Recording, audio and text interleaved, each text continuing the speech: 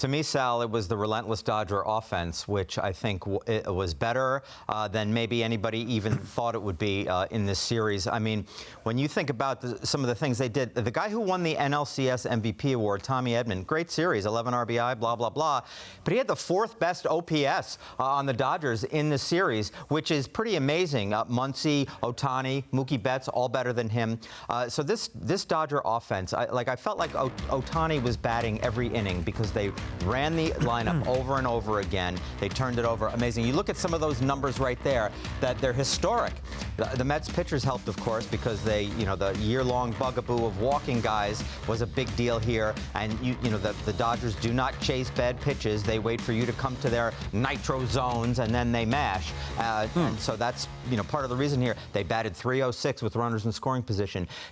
I know Met fans have lamented about how many runners on base the Mets left. The Dodgers left more, and they still scored the most runs in NLCS history. Geez, are we in L.A. or New York? L.A. Baseball night in L.A. Are we giving the Mets a free pass here or what? I banged them on the walks. Come on, man. The Mets ran out of gas. Their pitching had nothing left. That's the reason they lost the series. And they left a ton of runners on scoring position and everything else. So they didn't get it done here. Look, I'm not knocking what they did this year. It was a great year, but they didn't get it done these last two. Mania was a huge disappointment for me.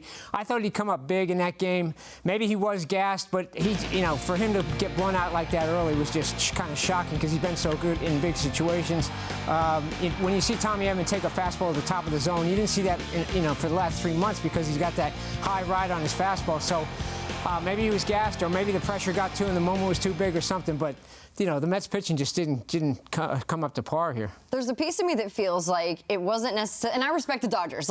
I respect them, their lineup, what they've built. They somehow have depth beyond depth, but sometimes I felt like the Mets beat themselves, and particularly in the losses. Those were so ugly. The numbers to prove it too, right? So in the LCS, they were 11 for 57 with runners in scoring position. They left 56 on base. You guys talked about that. But these are the numbers in the losses. 4 runs scored. Come on! You can't win an LCS and go to the World Series with numbers like that. Multiple times, couldn't bring anybody in with runners in scoring position. And again, I respect the Dodgers and what they're able to do. The Mets should be playing a Game 7. They should have been playing a Game 7. They were the best team in baseball at the end of May, the rest of the year. They weren't better than the Dodgers, though. The Dodgers are a better team. They are a better team, but in the losses, it's unacceptable to leave guys on base like that. It was really lopsided. It was terrible. Yeah, meanwhile, the Dodger offense scored 6 in one loss and 3 in another.